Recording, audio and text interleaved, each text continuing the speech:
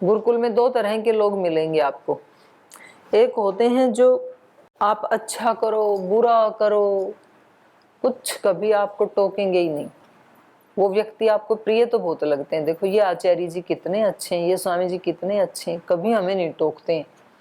हम कमरे में सोए पड़े रहें, हम बैठे रहें, हम कहीं नियम में जाएं, हम ना जाएं, हम उनके पास ही जाके बैठ जाएं, वो हमें कभी नहीं टोकते हैं। वो हमें बहुत प्रिय तो लगते हैं, लेकिन वो आपके जीवन के लिए हितकारी बिल्कुल भी नहीं है। और कुछ लोग ऐसे होते हैं, वो हितकारी तो हैं, आपको हर नियम में भेजना चाहते हैं, पढ़ाई में भी अव्वल चाहते हैं, और कोई भी अनुशासन आपसे छूटे नहीं, आपको सब जगह भेजना चाहते हैं, लेकिन वो उनका प्रिय आचरण नहीं होता है, प्रियता से नहीं करते हैं। तो फिर वो क्या बन जाते हैं?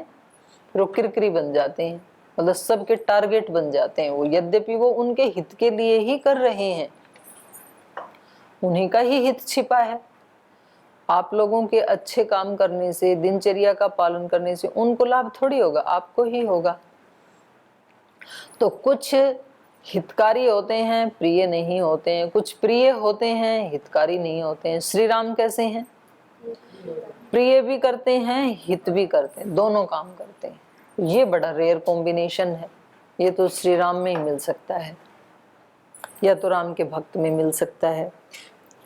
तो इसलिए कह रहे हैं कि पिता की आज्ञा को सामने रख करके, पिता की पूजा करके श्री राम सर्वाणी प्रियाणी प्रियाणी च हितानी च पौर्व कार्याणि चकार, वो सब काम करते थे जो प्रजा के हित के लिए हैं, जो प्रजा को प्रिय हैं, और जो पिता की आज्ञा भी है।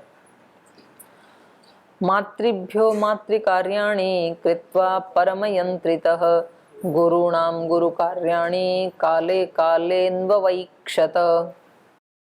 और केवल पिता और प्रजा का कार्य ही नहीं करते थे, बल्कि सब माताओं के भी कार्य करते थे, उनकी भी सेवा करते थे। मातृभ्यः मातृकार्याणि, माताओं के लिए, माताओं के जो काम हैं, जो भी वो आज्ञा करते हैं, उन सबको भी करते थे। और गुरुणाम गुरु कार्याणि, और गुरुजनों के लिए, गुरुजनों से संबंधित कार्यों को भी करते थे। तो मतलब बच गया कौन फिर? पिता की तो पूजा करते ही हैं, नगरवासियों के लिए जो प्रिय और हितकर है वो करते ही हैं, गुरुजनों के लिए जो गुरुजनों को अच्छा लगता है वो करते हैं, माताओं के लिए जो अच्छा लगता है वो करते हैं। तो कौन बच गए? छोटे बच्चे बच गए, उनको चॉकलेट आदि नहीं देते होंगे, उसका वर्णन नहीं है। तो बाकी बड़े बड़े वाले तो सब आ गए। तो उन सब को करके मातृभ्यो मातृकार्याणि कृत्वा परम यंत्रितः, यंत्रितः माने नियंत्रित होकर के, बड़े संयम से युक्त होकर के।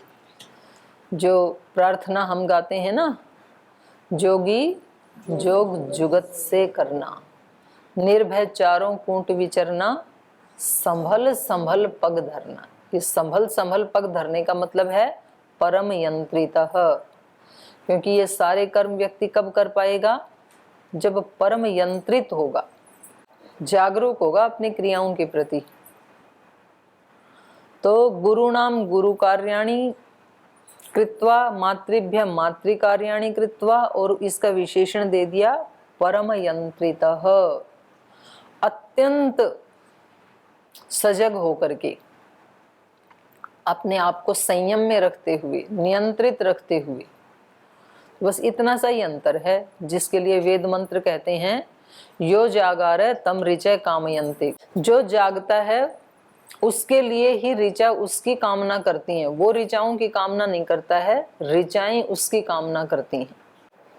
और जागरूक नहीं है तो कुछ भी हो रहा है आसपास, दूसरों के जीवन में, अपने जीवन में, समाज में, घर में, कुछ भी हो रहा है, पता ही नहीं है व्यक्ति को कहाँ क्या हो रहा है अपने आसपास।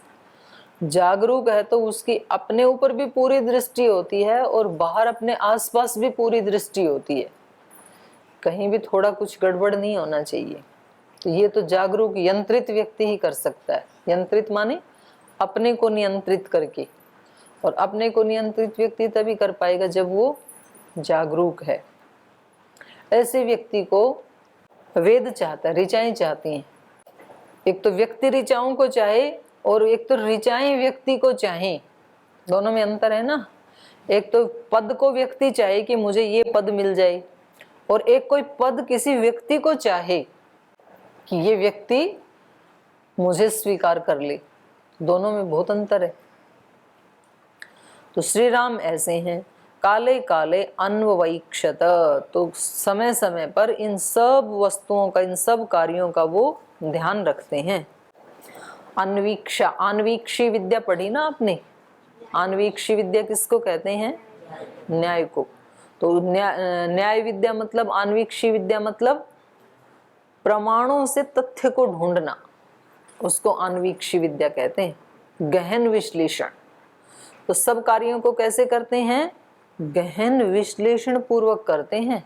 अन्वैक्षत, समय समय के ऊपर बहुत उनकी शार्प दृष्टि है, तो कोई भी गड़बड़ रह नहीं सकती है उनके आसपास। जो इतना जागरूक व्यक्ति होगा उसके आसपास गड़बड़ रह नहीं सकती है, छूमंतर हो जाती है। और जो जितना शिथिल होगा उसके अपने जीवन की कोई दिनचर्या नहीं, कोई अपना एक योजना नहीं, जब मन में जो आता है वो कर लेता है।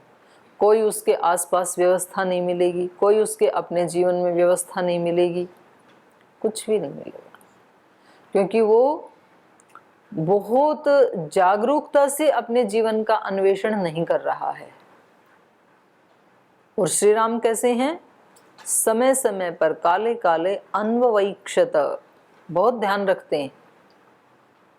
कभी माताओं का ध्यान रखते हैं, पिता का ध्यान रखते हैं, प्रजा का ध्यान रखते हैं, गुरुजनों का ध्यान रखते हैं, नगरवासियों का ध्यान रखते हैं। एवं दशरथ प्रीतो ब्राह्मणा नैगमास्तथा रामस्य शीलवृत्तेन सर्वे विषयवासिनः। तो कह रहे हैं इस प्रकार से, एवं दशरथ प्रीतः, राजा दशरथ उनके इस व्यवहार से क्या करते हैं? उनसे प्रीति करते हैं। ब्राह्मणा नैगमस्तथा, और नैगम, नैगम कहते हैं वेद को, निगम, निगम मतलब वेद, और नैगम वेद को जानने वाले, वेद वेत्ता। एवं दशरथ प्रीत ब्राह्मणा नैगमस्तथा, निगम को जानने वाले अर्थात वेद वेत्ता जो ब्राह्मण हैं वो भी रामस्य शील वृत्तेन, राम का जो शील है और राम की जो वृत्तियां हैं, वृत्ति मतलब व्यापार, व्यवहार, और शील मतलब स्वभाव। और स्वभाव कैसे बनता है? वृत्तियों से ही। जैसे जैसे कर्म व्यक्ति करता जाता है वैसा वैसा स्वभाव बनता जाता है। तो व्यक्ति पहले अपने विचार के ऊपर कंट्रोल करता है, विचार पे कंट्रोल करते ही फिर कर्मों पे कंट्रोल आ जाता है, कर्मों पे कंट्रोल आने से संयम के संस्कार बन जाते हैं, फिर अगला काम फिर वो वैसे ही करता है संयम पूर्वक, फिर संयम के संस्कार बन जाते हैं। तो इस तरह से श्री राम के शील की वृत्ति से सर्वे विषयवासीन, सभी उस स्थान के वासी, यहाँ विषय का मतलब है स्थान, अयोध्या, मतलब उस श्री राम के आसपास के जो लोग हैं वो सब के सब सर्वे विषयवासीन रामस्य शील वृत्तेन प्रीतः, परम संतुष्ट हैं, खुश हैं सब। तो ब्राह्मण भी खुश हैं, वेदवेत्ता, दशरथ जी भी, और जितने भी वहां रहने वाले लोग हैं वो सब श्री राम के इस व्यवहार से परम संतुष्ट हैं। तेषाम अतीयशालोके रामः सत्यपराक्रमः स्वयं भूरिव भूतानां बभूव गुणवत्तरः। तेषाम अतीयशालोके रामः, रामः तेषाम, उन सब के बीच में जो श्री राम हैं वो कैसे हैं? अतियश, अत्यंत यशस्वी हैं। अतियशा लोके, लोक में श्री राम, उन सब लोकवासियों के बीच में श्री राम अतियशा, अत्यंत यशस्वी हैं। सत्य पराक्रमः, सत्य पराक्रम से युक्त हैं। पराक्रम तो असत्य भी होता है, जैसे आतंकवादियों का होता है, लेकिन उसको सत्य पराक्रम नहीं कहेंगे। किसी को सताना, किसी को दबाना, किसी को परेशान करना, ये यद्यपि है तो पराक्रम, लेकिन वो कैसा पराक्रम है? असत्य पराक्रम। वो घटिया है, उसकी कोई प्रशंसा नहीं करेगा। और दूसरों की हेल्प करना, दूसरों को उबारना, दूसरों की सेवा करना, उनको ऊंचा उठाना, उनको हिम्मत देना, साहस देना, ये ही सत्य पराक्रम है। उनकी सेवा शुश्रूषा करना। तो श्री राम यहाँ पर कैसे हैं लोक में? स्वयं भूरिव भूतानाम, जैसे प्राणियों में स्वयं भू अर्थात ब्रह्मा, जैसे प्राणियों में ब्रह्मा की स्थिति है, क्योंकि वो ही सबका सृजन करता है, तो वो ही सबका मूल आधार है। तो जैसे स्वयं भू की, या स्वयं भू मतलब परमात्मा, जिसको किसी ने बनाया नहीं, उसको क्या कहेंगे? स्वयं भू। सारी सृष्टि को तो परमात्मा ने बनाया, लेकिन परमात्मा को किसने बनाया? किसी ने भी नहीं बनाया। तो वो क्या है? स्वयं भू है। तो भूतानाम स्वयं भू इव, प्राणियों में जैसे परमात्मा का जो गौरव होता है, स्वयं भू का जो गौरव होता है, ऐसा ही इन सब लोगों के बीच में, पूर्ववासियों के बीच में, परिवार वासियों के बीच में, सबके बीच में श्री राम का वैसा ही स्थान है। बभुव गुणवत्तर, ये महान गुणवान, महान यशस्वी बन गए इन सब के बीच में, गुणों की खान बन गई, ये महान अतिशय यश वाले बन गए, अति यशा। जैसे कि सब प्राणियों के बीच में भगवान को लोग बहुत गौरव देते हैं, ऐसे ही इनको गौरव देते थे सभी प्राणी। और फिर जो सोशल वर्कर होते हैं, उनका घर में बहुत बुरा व्यवहार होता है।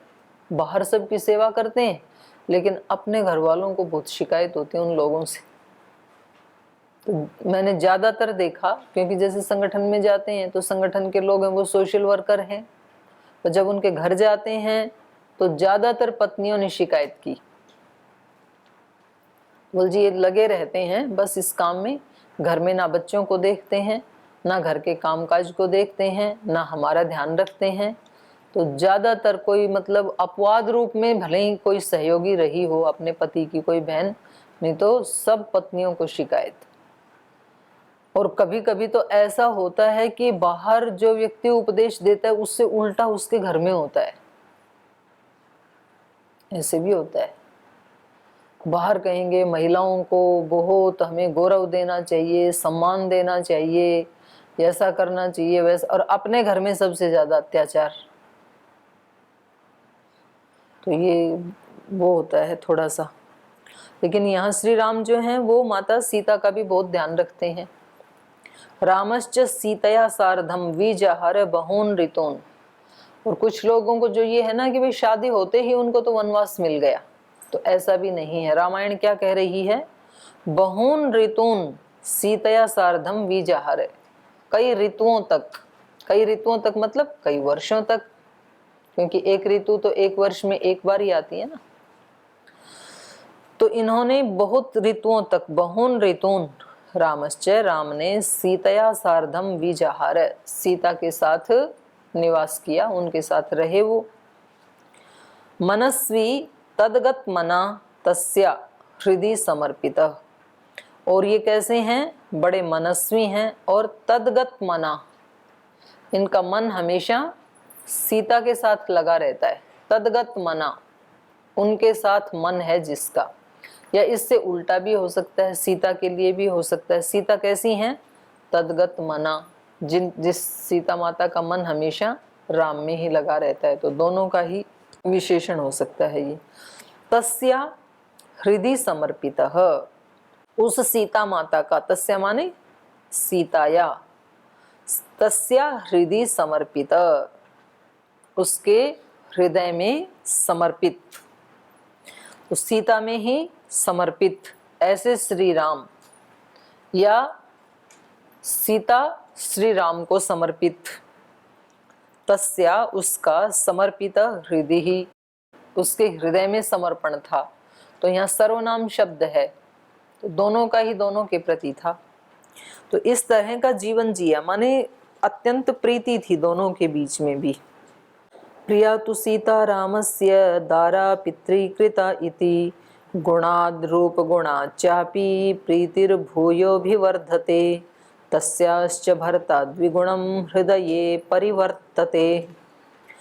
प्रिया तो सीता रामस्य दारा, और श्री राम की पत्नी सीता माता, पितृकृता इति, जिसका विवाह, पितृकृता माने पिता ने जिनका विवाह श्री राम के साथ किया, ऐसी सीता माता श्री राम की पत्नी, गुणाद रूप गुणाच्चापि, रूप का गुण भी है और व्यवहार का गुण भी है, शील का गुण भी है। प्रीतिर्भूयो अभिवर्धते, तो इससे उसकी अत्यंत प्रीति बढ़ती जा रही थी श्री राम के प्रति भी, और बाकी के जो गुरुजन हैं, माता पिता सास ससुर आदि, उनके प्रति भी, क्योंकि इसमें गुण भी हैं रूप भी हैं। दोनों में से एक भी हो तो काम चल जाता है, पर दोनों में से रूप तो हो और गुण ना हो तब काम नहीं चलता है। रूप की कमी को तो गुण पूरा कर देते हैं, जैसे मानो किसी के पास रूप ना हो और गुण हो तो उस रूप की कमी को तो गुण पूरा कर देंगे, कोई बात नहीं है, पर गुणों की कमी को रूप पूरा नहीं करते हैं। किसी में गुण एक भी ना हो, रूप बहुत सुंदर हो, उसका सम्मान नहीं होता है। तो व्यक्ति का रूप कैसा भी हो चलेगा, सुंदर हो असुंदर हो, लेकिन वो अपने गुणों को यदि बढ़ा लेता है तो फिर उसकी रूप की कमी ढकी जाती है, उसको कोई नहीं पूछता है। लेकिन सीता माता में दोनों है, तो ये तो भगवान की परम कृपा है, गॉड गिफ्ट है। रूप भी हो, उसमें आता है ना अपना शुकनाशोपदेश, तो उसमें शुक के माध्यम से राजकुमार को उपदेश दिया गया है। तो वहां पर बताया है कि जिसके पास यौवन हो, सौंदर्य हो, विद्या का गुण हो और अच्छा कुल हो, इन चारों में से एक चीज भी अगर किसी व्यक्ति के पास है तो वो किसी व्यक्ति को नरक में धकेलने के लिए पर्याप्त है। तो ये ऐसी चीजें हैं जो व्यक्ति को पथ भ्रष्ट कर सकती हैं। या तो रूप हो बहुत सुंदर तो व्यक्ति जा सकता है, या फिर यौवन हो, यौवन में तो होश ही नहीं रहता है कि आगे क्या बनेगा, उसको लगता है हमेशा ऐसा ही रहूंगा मैं, तो व्यक्ति बहुत गलतियां करता है। फिर तीसरा किसी के पास धन हो, और चौथा अच्छे कुल में पैदा हुआ हो, तो लोग बोलते हैं ना, आपको पता है मैं किसका भतीजा हूं, MP का, MLA का, ऐसे कह के लोग अपराध करते हैं। और यद्यपि उसको अच्छा कुल नहीं कहा है। अच्छा कुल तो मतलब जो बहुत बड़े ऊंचे कुल में, जिसमें बहुत ऊंचे संस्कार हैं, धन संपत्ति है, राजे महाराजे रहे हैं, ऐसे कुल में व्यक्ति का जन्म हो जाए तो वो उस कुल का दुरुपयोग करके भी पथ भ्रष्ट हो सकता है। तो वहां पर वो कहते हैं कि आपके पास तो चारों के चारों हैं, जिसके पास ये चारों के चारों हों, रूप भी हो, यौवन भी हो, अच्छा कुल भी हो और धन भी हो, तो उस व्यक्ति का डूबना तो सुनिश्चित है। वहां पर उपदेश दिया है। लेकिन यहाँ श्री राम और सीता माता के पास भी ये चारों के चारों हैं, तो ये चारों के चारों होने के बाद व्यक्ति उतनी ही उन्नति भी कर सकता है। चारों में से एक भी हो तो भी बहुत बड़ी उन्नति कर सकता है व्यक्ति। अब युवावस्था सभी को ही मिलती है ना, अब उसका सदुपयोग करके, क्योंकि युवावस्था में शक्तियों की पराकाष्ठा होती है। बच्चे को तो वैसे ज्ञान नहीं होता है बेचारे को, उसमें शक्ति तो है पर ज्ञान नहीं है। पर बड़ा होते होते युवावस्था को प्राप्त करते करते तो व्यक्ति को ज्ञान हो ही जाता है। अब उस ज्ञान का यदि सदुपयोग करे तो व्यक्ति युवावस्था में इतनी कमाई कर सकता है कि फिर बाकी का पूरा जीवन बड़े आनंद से वो जी सकता है। तो कमाई का मतलब यहाँ धन कमाने की बात नहीं कह रही हूं मैं। अच्छे अभ्यास, अच्छा स्वभाव, अच्छा शील, आध्यात्मिक अभ्यास, आध्यात्मिक स्वभाव, आध्यात्मिक शील जैसे श्री राम का है, ऐसा बना सकता है व्यक्ति, अपने बल को बढ़ा सकता है व्यक्ति, तो फिर वो बहुत आगे भी जा सकता है। तो ऐसे सीता माता क्या है, गुणात् और रूप गुणाच्चापि, उनमें गुण भी हैं और रूप भी है। प्रीतिर्भूयो अभिवर्धते, इसलिए उसकी प्रीति श्री राम के प्रति, और अपने गुरुजनों के प्रति वो ऐसा आचरण करती हैं कि सबकी प्रीति को बहुत बढ़ाया जा रहा है। उसकी भी प्रीति बढ़ रही है परिवार के लोगों के साथ, और परिवार वालों की भी प्रीति बढ़ रही है सीता माता के साथ। और कह रहे हैं तस्याश्च भर्ता, और जो उनके पति हैं अर्थात श्री राम, वो द्विगुणम हृदये परिवर्तते, उससे भी दुगनी प्रीति वो करते हैं। जितनी सीता माता करती है श्री राम से, उससे दुगना, द्विगुणम हृदये परिवर्तते, उससे भी 2 गुना ज्यादा प्रीति करके श्री राम परिवर्तते मतलब रहते थे। तो दुगना प्रेम श्री राम करते थे। अंतर्गतम अपि वक्तव्यम आख्याति हृदयम हृदा तस्य भूय विशेषेण मैथिली जनकात्मजा देवता भी समारूपे सीता श्रीरिव रूपिणी। तो अंतर्गतम अपि व्यक्तम आख्याति हृदयम हृदा, तो कह रहे हैं ये जो सीता माता हैं ये अंतर्गतम अपि, जो श्री राम के अंतःकरण में चल रहा है उसको भी, आख्याति व्यक्तम, उसको भी बता देती थी कि आपके मन में क्या चल रहा है। तो जो व्यक्ति अपने चित्त की वृत्तियों का निरोध कर लेता है, अपने चित्त को क्लीन कर लेता है, तो उसमें ये सिद्धि आ जाती है कि वो दूसरे के चित्त की वृत्तियों को भी जान लेता है। तो मैंने कहानी सुनाई थी ना आपको एक दिन, वो एक बहन की, कि वो उसकी हर वृत्ति को जान लेती थी। बुद्ध भिक्षु की कहानी सुनाई थी ना। तो उसमें कारण ये ही होता है, जो व्यक्ति अपनी वृत्तियों में उलझा रहता है उसको तो अपना ही नहीं पता है, दूसरे का तो क्या पता होगा। तो उसमें योग दर्शन में भी सूत्र आता है ना, परचित्त ज्ञानम, दूसरे के चित्त का ज्ञान होना। तो वो उसी को होता है जो अपने चित्त का निरोध करना जानता है। तो यहाँ पर सीता माता कैसी हैं?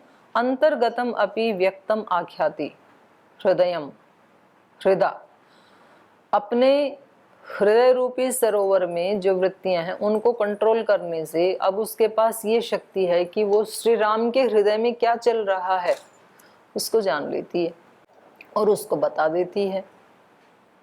तो ऐसे ही शिष्य जब तपस्या करते हैं तो गुरु के इशारे को भी वो समझ जाते हैं। ऐसा कैसे होता है?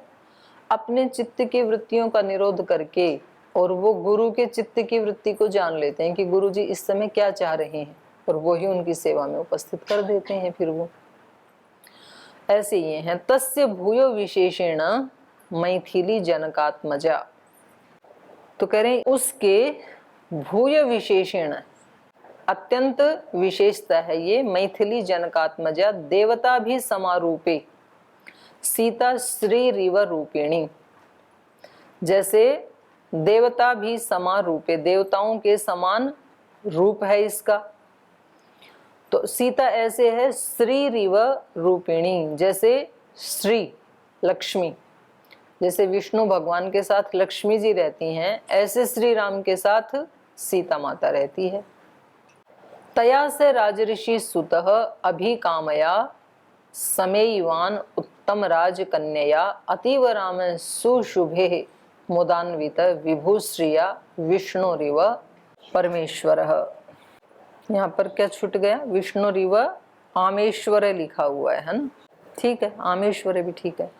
तया सह राजऋषि सुता अभिकामया, तो उस राजऋषि की सुता जो अभिकामया कामना करने योग्य है, उस सीता माता के साथ, स वह श्री राम समेयवान उत्तम राजकन्या, ये भी सीता माता का ही विशेषण है, उत्तम राजकन्या राजऋषि सुता अभिकामया तया सह, उस अनुत्तम राजकन्या के साथ जो अत्यंत कामना करने योग्य है, वैसी उस सीता माता के साथ स राम अतीव सुशुभे मुदान्वित, वो श्री राम अत्यंत मुदान्वित प्रसन्नता से युक्त होकर के सुशुभे विभू श्रिया विष्णु इव आमेश्वर, वो उसके साथ उसी प्रकार से सुशुभे शोभा को प्राप्त किया उन्होंने, श्री राम ने, जैसे विष्णु इव श्रिया आमेश्वर, जैसे विभू विष्णु ने, विराट विष्णु ने जैसे लक्ष्मी के साथ सुशुभे शोभा को प्राप्त किया, ऐसे ही श्री राम ने भी माता सीता के साथ शोभा को प्राप्त किया। इत्यार्षे श्रीमद् रामायणे वाल्मीकि आदि काव्य बालकांडे सप्तसप्ततितमः सर्ग समाप्तः। तो यहाँ पर 77 सर्गों से युक्त ये संपूर्ण बालकांड यहाँ समाप्त होता है और अयोध्या कांड का प्रारंभ फिर कल करेंगे। तो बहुत ही सुंदर है ये बालकांड। तो आज समय हो गया, आज यहीं विराम लेते हैं और आप एक बार इसका चिंतन करके आएं, एक दृष्टि डाल के आएं पूरे बालकांड के ऊपर। फिर कोई प्रश्न होगा तो कल आपसे बात करेंगे।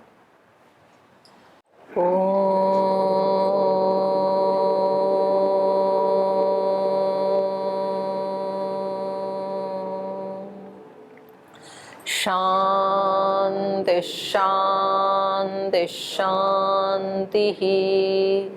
श्री गुरुभ्यो नमः।